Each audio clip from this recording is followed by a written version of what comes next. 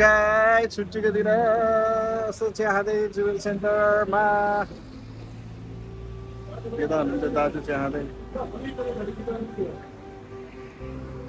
यता छु म welcome to my vlog guys ल है त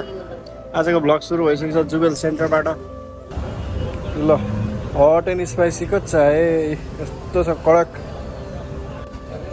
चिया लिएको होटल चाहिँ ऊ त्यो अगाडिको यो लाइट बोलेको होटल चिया लिएर चिया खाँदै दाजुभाइ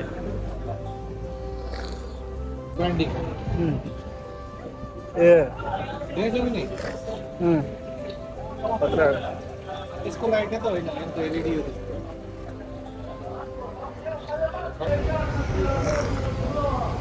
साँझमा हल्का हल्का अब धुसु लागे जस्तो कि होइन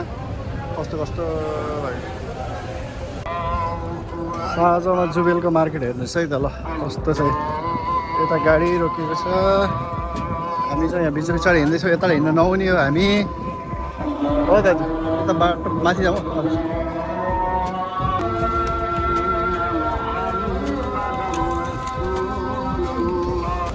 बोकेर नजानु फेरि उहाँ पुगेर फेरि कागज बनाउनु गर्मी हो कि चिसो हो कि बुझ्नै नसक्नु त मौसम ओके सो फाइनली लगागे त समुद्रतिर होइन फेरि पनि ओके सो फाइनली जुवेल कर्निसमा आइसक्यौँ हामी है जुवेल बिचमा सडक जस्तै यो बिच एरिया हो उता हुनुहुन्छ हाम्रो दाजु अगाडि फेरि लाग्यो भने कलतिर त समुद्रतिर हेर्नु हाम्रो लागि यही त हो रमाइलो भलिबल खेल्दैछ नि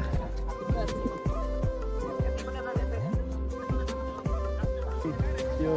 दसैँको पूर्णिमा मेला लागे जस्तै यहाँ पनि मेला लागेको छ है गाइजहरू हेर्नुहोस् है यहाँ मान्छे टन्नै छन् मेलै लागेछ हाम्रो लागि यही हो दसैँ मेला होइन त रिडीको मेलैमा माया बस्यो गालो खेलैमा यस्तै होला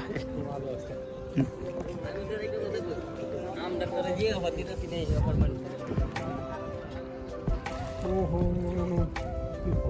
कति फोहोर हो पानीको छाल बढेर माथि आइसकेको छ आज चाहिँ यो माछा मार्नेको नजिक चाहिँ बस्नु हुँदैन त्यो बल्छीले टाउकोबाट हाने अनि खतम हुन्छ समुद्रहरू यहाँ के हो यस्तो फोहोर त लेउ हो लेउ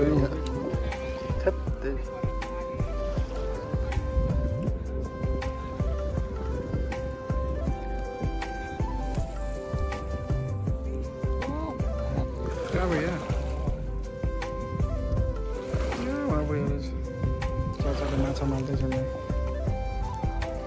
फिसिङ पारे यतातिर चाहिँ माछा पारे एउटा कडा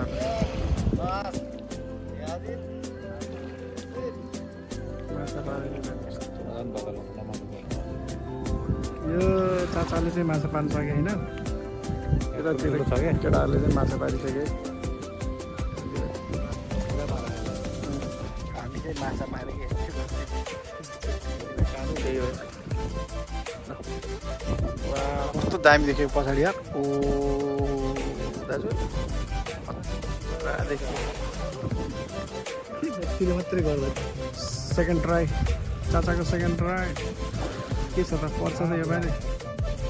टाढा पुरा है खै त छैन परे होइन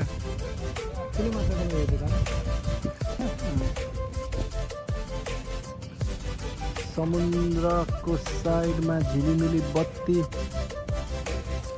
कति राम्रो देखियो साथी ल है त माछा मारेको हेरेर पनि आइयो अब छुट्टीको दिनमा यस्तै हो लखर घुम्दै दुईजना के गर्नु गाह्रो छ छुट्टीमा यस्तै छ रातिको माहौल कर्नर साइड साँझको 6 बजिसक्यो यस्तो रमाइलो छ अब फेरि फर्किँदैछौँ हामी रुमतिरै एकछिनमा भेटौँला है त लु रातिको भ्यू अघि उताको लाइनबाट समुद्रतिर गथ्यौँ अहिले यताबाट फर्किँदैछौँ पायरफुट हेर न पायरफुट बालेन्साले काठमाडौँमा त्यत्तिकै यत्रो प्यारफुट बनाउने भनेको होइन नि कत्रो छ प्यारफुट ल हेरौँ त यहाँदेखि यहाँसम्मको प्यारफुट रोड चाहिँ ठ्याक्कै ल रोड यहाँदेखि त्यहाँसम्म प्यारफुट यत्रो ठाउँ पनि त ठुलो हो